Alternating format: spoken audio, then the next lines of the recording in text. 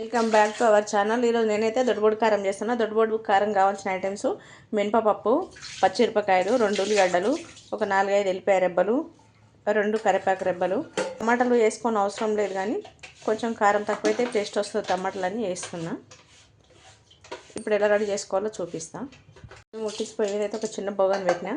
ఇప్పుడు ఈ పప్పును వేయించుకుందాము. పచ్చి వేస్తే పచ్చివాసన వస్తుంది. వేపుకోవాలి. దీన్ని కొంచెం మంట మీడియం ఫ్లేమ్లో పెట్టి పప్పు వేయించుకుందాం. దీన్ని పప్పు అయితే ఇక మంచిగా ఎంగిపోయింది, మొత్తం బ్రౌన్ కలర్ వచ్చేసింది. ఇప్పుడు పొయ్యి ఆఫ్ చేసేసుకుందాం. ఇప్పుడు మిరపకాయలన్నీ రోట్లో వేసుకుందాం. మిక్సీలో గిట్ట వేయచ్చు, కానీ మిక్సీలో వేస్తే సన్నం దంగిపోతుంది. అంత సన్నం దంచొద్దు, కొంచెం దొడ్డుబొడ్డ దంచుకోవాలి. ఇవన్నీ దంచేసుకుందాం. రోట్లో వేసి ఒక చెంచా సాల్ట్ వేస్తున్నా.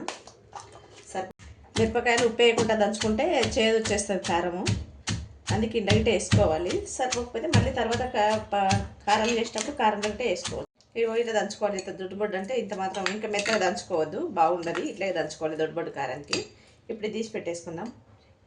ఈ ఉల్లిగడ్డలు గిట్ట ఇలా వేసేసుకొని దంచుకోవాలి. ఇవి 2 ఈ ఉల్లిగడ్డలు గిట్ట ఇలా వేసి ఇట్లా దంచుకోవాలి. వీటిని గిట్ట ఇంకా కొంచెం దంగాలి. ఇవి గిట్ట కచ్చపచ్చగా ఈ మాత్రం చాలు. ఇట్లా కచ్చపచ్చని ఇట్లాగే దంచుకోవాలి. ఇంత బరకగా. ఇందులోనే 2 ఎల్లిపాయలు గిట్ట వేసి దంచేసుకుందాం. ఎల్లిపాయ రెబ్బలు గిట్ట ఇంట్లో వేసి దంచేసుకుందాం. దంచిపోయింది మొత్తం.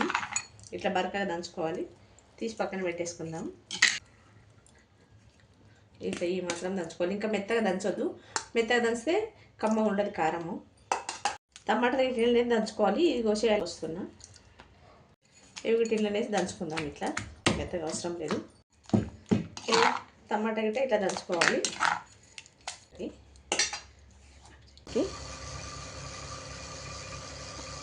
ఆయిల్ కొంచెం ఎక్కువ వేసుకోవాలి.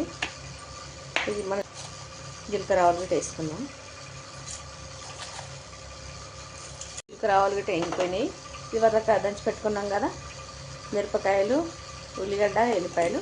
ఇది ఇప్పుడు ఇందులోనే వేసేసుకున్నాం. ఇది గిట్ట వేసి దీన్ని మంచిగా వేయించుకోవాలి.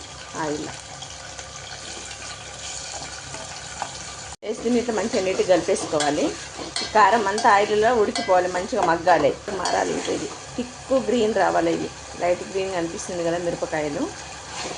ఉడకాలి. ఆయిల్లో ఉడికింది ఎలా తెలుస్తుంది అంటే, ఉడికితే ఆయిల్ అంతా మనకు పైకి వెళ్తుంది కదా, అప్పుడు ఉడికినట్లా తెలుస్తుంది అన్నట్టు. పెట్టేసుకుందాం. మూత పెట్టి ఉడకనివ్వాలి. ఉడుకుతుంది. ఇప్పుడైతే 2 కరివేపాకు రెబ్బలు వేసుకుందాం. ఇందులోనే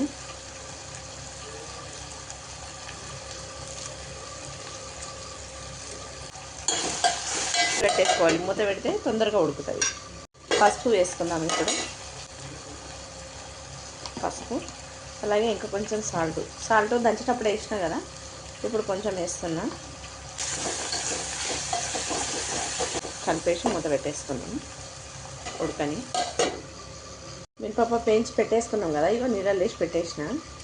నీళ్ళలో వేయగానే పొట్టంతా పైకి వచ్చేసింది. ఇప్పుడు ఇదంతా కడిగితే పోతుంది. కడిగి వంపేసుకుందాం. ఇప్పుడు ఇదంతా టమాటా గిట్ట వేసేసుకుందాం.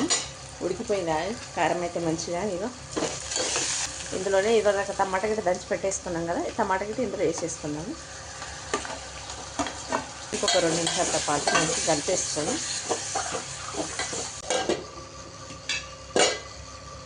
చూసుకున్నాం. ఇప్పుడైతే ఉడికిపోయింది మంచిగా. ఇందులో పప్పు వేసుకోవాలి. ఇప్పుడు పప్పు అయితే కడిగేసిన, పొట్టు అంతా పోయింది, కొంచెం లైట్గా ఉంది. ఇప్పుడు ఇది మొత్తం పోదు ఒకసారి పొట్టుపప్పు. ఈ పప్పు ఇంట్లో వేసేసుకున్నాం. పప్పు వేసుకున్నాం కదా, దీని గిట్ట అంతా అయితే కలిపేసుకోవాలి. ఇలా అయితే ఇప్పుడు నీళ్ళు వేయని అవసరం లేదు. ఈ గ్రేవీకే ఉడికిపోతుంది. ఉడకొద్దు, మొత్తం మెత్తగా ఉడుకోద్దు. మెత్తగా ఉడికితే తొందరగా ఖరాబ్ అవుతుంది. మూత పెట్టి ఉంచేసుకుందాం. ఆవిరికి ఉడికిపోతుంది. మూత పెట్టేస్తాం. మంట చిన్నగా పెట్టుకోవాలి, పెద్దగా పెడితే మాడిపోతుంది. పప్పు వేసినాం కదా. చూద్దాం. సగం ఉడికిపోయింది, ఇంకా సగం ఉడకాలి. ఇదిగో ఉడికిన చూడు తెలుస్తుంది పప్పు ఉడికినట్ల. అయిపోయింది. ఇంకొక 2 నిమిషాలు ఉడకబెట్టేద్దాం. పొయ్యి చిన్నగా పెట్టేసిన, మీడియం ఫ్లేమ్లో పెట్టి ఉడికిస్తున్నాం. అందుకే టైం. కారం అయితే రెడీ అయిపోయింది. దించేసుకుందాం. ఇప్పుడు ఇగో వాటర్ ఏం లేకుండా మొత్తం పొడిగా అయిపోయింది. ఒకసారి మా వీడియో అయితే పూర్తిగా చూడండి, చూసి ఇట్లా మీరు ట్రై చేయండి. చాలా కమ్మగా వస్తుంది, బాగుంటుంది. ఇది ఎలా వచ్చిందో చూసి కామెంట్ చేయండి, షేర్ చేయండి, లైక్ చేయండి, సబ్స్క్రైబ్ చేసుకోండి.